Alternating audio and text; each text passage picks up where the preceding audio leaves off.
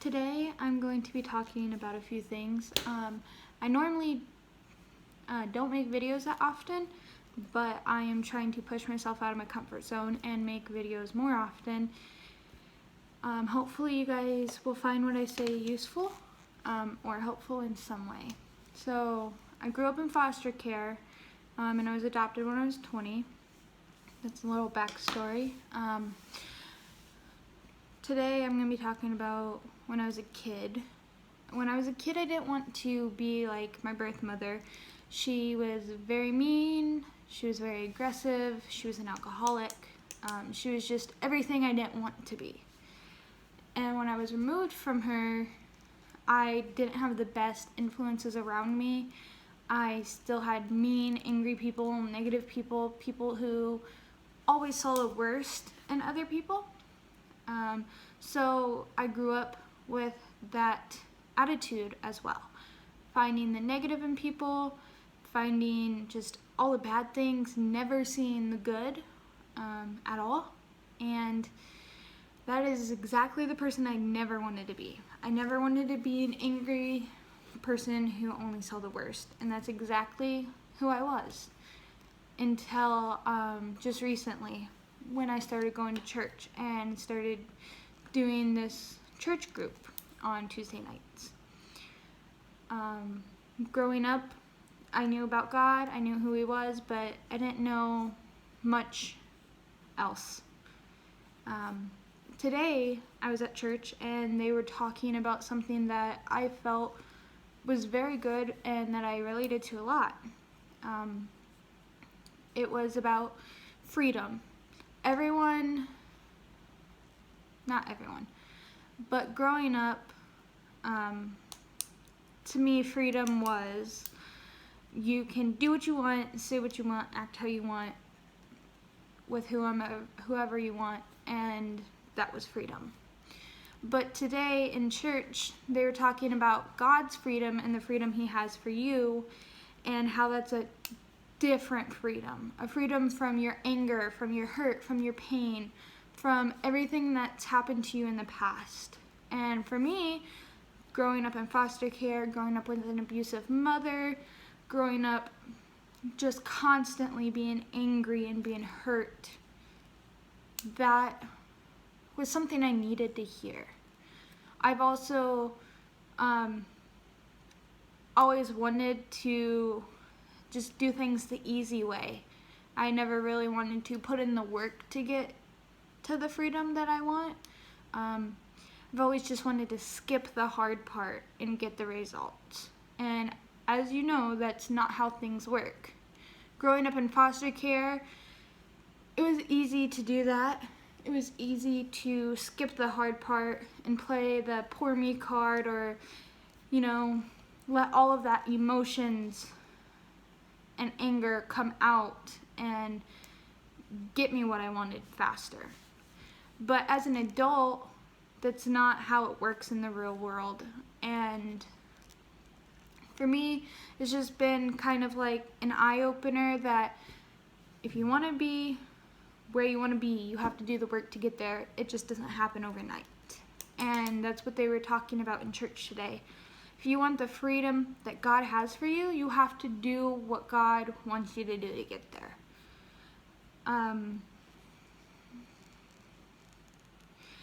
Also, I feel like when I first started learning about God, I felt that for me, it was not for me. It was for my mom and dad. They are both Christians, and I was just going to church and learning about God because that's what they wanted. But now that I have my own relationship with God, I know that what God's words are not demands. It's what God is asking you to do so that in the end you can be where you want to be. If you don't believe in God, that's okay. If you don't have a relationship with God, that's okay. You don't have to take in what I'm saying. But for me personally, having that relationship with God has changed who I am. When I first started going to church, I was a very mean, negative person. I hated everything. I hated the sun, I hated the grass, I hated the bugs, I hated everything. And it's sad to say that I was such a negative person that I was not only bringing myself down, but I was bringing the people around me down as well. And that is not who I wanted to be. That was exactly who my birth mother was. She was an angry person who wanted what she wanted and wanted everyone around her to do what she wanted. And that's who I had became. I had became the exact thing that I despised the most.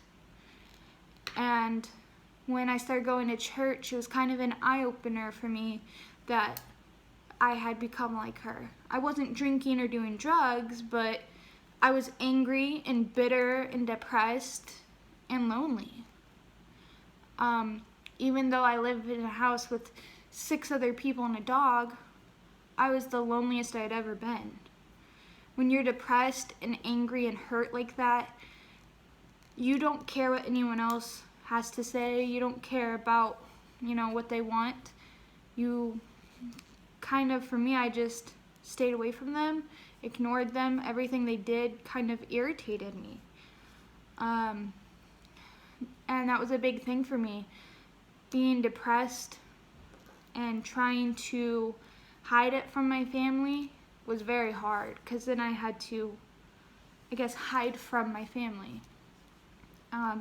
So when I started going to church and started working through all my hurt and my abuse and pain that I've been through, it changed the way I looked at things. I love the sun now. I like to just go outside and, drink my coffee in the morning sometimes, because it's just beautiful now.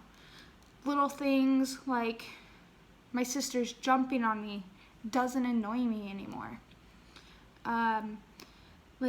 Even when the dog just comes up and just attacks me with kisses and stuff, I enjoy that, because I'm not depressed anymore. I'm not angry. I am still working through my abuse and my pain that I've gone through, but I can actually open up about it now and have clarity about it. What happened to me was not because of me. It was because of ignorant parent in the home who couldn't take care of me. So I've stopped blaming myself for most of it and been able to work through it in therapy and my church group. And honestly, without God, I don't think I could have gotten through this. I was at such a low place that I wanted to end my life. And, without God being there and kind of just coming into my life and pointing people in my direction that I needed to be around, I probably would have. I am very thankful for the people that God have put in my life. I'm very thankful for my mom and dad, Emily and Chris Norton, because they were there for me and they pointed me to the direction where I needed to be. I'm also very thankful for my church, Christ Fellowship, and my pastors, Todd and Julie Mullins. They have done such an amazing work through our church and all the pastors that are there. And I am just in such a better place now that I have started going to church and working on my relationship with God. I do a group. It's called a 12-step study. It's Celebrate Recovery. It's for anything from alcohol abuse to anger issues to foodaholics. It's for all of that. And it's been so helpful to me because I have been able to talk about my abuse and my anger, and I have been able to open up and share it in such a safe place and been able to get feedback about it. And the girls in my group are amazing. They've helped me so much. It's just been transformational for me. Another thing I wanted to talk about today is that if you are a kid in foster care or even an adult just aging out of the system, you're not alone. Sometimes it can be scary. It can be hard. I know that sometimes you can hold a lot of pain and anger in. And I think one of the biggest pieces of advice that I could give to you would be to let it go. It's much easier to say than to do. Letting go of all that pain and anger and hurt that you're holding on to protect you, to remind you, is very hard to let go of. For me, it is extremely hard to let go of. I have held on to all of that hurt and anger and pain to protect myself, so I didn't make friends, so I didn't let people in, so I didn't get hurt again.